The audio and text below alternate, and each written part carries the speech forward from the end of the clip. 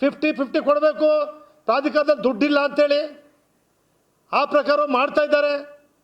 ಯಾರು ಅನ್ಯಾಯ ಮಾಡಿದ್ದಾರೆ, ಬೋಗಸ್ ರೆಕಾರ್ಡ್ ಯಾರು ಮಾಡಿದ್ದಾರೆ, ಸೃಷ್ಟಿ ಮಾಡ್ಕೊಂಡು ಯಾರೋ ಸೃಷ್ಟಿ ಮಾಡ್ಕೊಂಬಂದು ಕೊಡ್ತಾರೆ, ಅದನ್ನು ಮತ್ತೆ ಅವರು ಹೊಣೆಗಾರರಾಯ್ತಾರೆ. 7 ದಿವಸಗಳ ಒಳಗಾಗಿ ನನಗೆ ಉತ್ತರವನ್ನು ಮಂತ್ರಿಗಳು ಕೊಡಬೇಕು ಅಂತೇಳಿ ಕಳಕಳಿಯ ಮನವಿಯನ್ನು ಮಾಡ್ತೇನೆ. ನಾನು ನಿಮ್ಮ ಮಂತ್ರಿಗಳಿಗೆ ಹೇಳಲಿಕ್ಕೆ ಬಯಸ್ತೇನೆ. ನಾನು ಹೇಳ್ತಾ ಇದ್ದೇನೆ, ಸತ್ಯಾಂಶ ತೆಗೆದು ನೀವು ಯಾವತ್ತು ನನಗೆ ಅಲಾಟ್ ಮಾಡಿದಿರಿ ಸೈಟ್ನ, ಅಥವಾ ಯಾವತ್ತು ಇದನ್ನು ನಾನು ಕೊಟ್ಟಿದ್ದೀರಿ ನನ್ನ ಹೆಸರಿಗೆ, 7 ದಿವಸದೊಳಗಡೆ ಮತ್ತೆ ಪತ್ರಿಕಾ ಹೇಳಿಕೆ ಹೇಳಿ, ಇಲ್ಲದೆ ರೈಟಿಂಗಲ್ಲಿ ಕೊಡಿ ನನಗೆ. ಪದೇ ಪದೇ ಈ ರೀತಿ ಪ್ರಾಮಾಣಿಕವಾಗಿ ಇರ್ತಕ್ಕಂಥವ್ರನ್ನು ಕೂಡ ಮಾನಹಾನಿ ಮಾಡೋಕ್ಕೆ ಹೋಗಬೇಡಿ. ನೀವು ತಿಳ್ಕೊಂಡು ಮಾತಾಡಿ. ಒಬ್ಬ ವ್ಯಕ್ತಿನ ಅಳಿಸಿ, ನಾನು MLA ಆದಮೇಲೆ 50 ವರ್ಷದಿಂದ ಅಥವಾ MLA ಜಿಲ್ಲಾ ಪಂಚಾಯತ್ ಅಧ್ಯಕ್ಷ ಎಲ್ಲ ಇದ್ದೀನಿ. ತನಿಖೆ ನನ್ನ ಹೆಸರಲ್ಲಿ ನನ್ನ ಕುಟುಂಬದಲ್ಲೇ ಎಷ್ಟಿದೆ, ಬೇರೆಯವರು MLA ಆದಮೇಲೆ ಎಷ್ಟೆಷ್ಟು ಮಾಡಿದ್ದಾರೆ, ಈ ರಾಜ್ಯದ 225 ಜನದನ್ನು ಮಾಡಲಿ, ಮಾಡಿಸಿ ದಮ್ಮಿದ್ರೆ ತೋರಿಸಿ ಜನಕ್ಕೆ.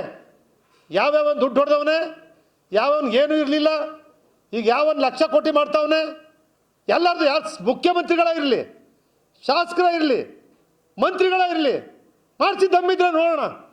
ಅದು ಕೇಂದ್ರ ಸರ್ಕಾರ ಇರಲಿ, ರಾಜ್ಯ ಸರ್ಕಾರ ಇರಲಿ, ಮಾಡಿರಿ. ಬಿ ಡಿ ಎನಲ್ಲಿ ಅಲ್ಲೂ 50-50 ಕೊಡ್ತೀನಿ, ಇಲ್ಲೂ 50 ಕೊಡ್ತಾರೆ, ಅಲ್ಲೂ ಸೈಟ್ ತಗೊಂಡ್ರೆ ಬದಲಾವಣೆ ಸೈಟ್ ಯಾರು ಮಾಡ್ಕೊಂಡಿಲ್ಲ. ಎಲ್ಲ ಪ್ರಾಮಾಣಿಕರು, ಹರಿಶ್ಚಂದ್ರಗಳೆಲ್ಲ ಮಾತಾಡೋರೆಲ್ಲ ಒಂದೊಂದಾಗಿರುತ್ತೆ ಸಾರ್ವಜನಿಕರಿಗೋಸ್ಕರ. ಅವರು ಸೇರ್ಕೋತಾರೆ ಜೊತೆಗೆ. ಯಾರು ತಪ್ಪು ಮಾಡಿದ್ರೆ, ಮುಖ್ಯಮಂತ್ರಿ ತಪ್ಪು ಮಾಡಿರಲಿ, ಮಂತ್ರಿಗಳು ತಪ್ಪು ಮಾಡಿರಲಿ, ಶಾಸಕ ತಪ್ಪು ಮಾಡಿರಲಿ, ಅದು ಅಧಿಕಾರಿ ತಪ್ಪು ಮಾಡಿರಲಿ, ತಪ್ಪು ಮಾಡ್ತಕ್ಕಂಥವ್ರು ಮೊದಲನೇ ಅಧಿಕಾರಿಗಳು, ಅವ್ರ ಮೇಲೆ ಕ್ರಮನೇ ಕೈಗೊಳ್ಳದೆ ಸಂಬಂಧಪಡದೇ ಇರೋರ ಬಗ್ಗೆ ಮಾತಾಡಿದ್ರೆ ಏನು ಪ್ರಯೋಜನ?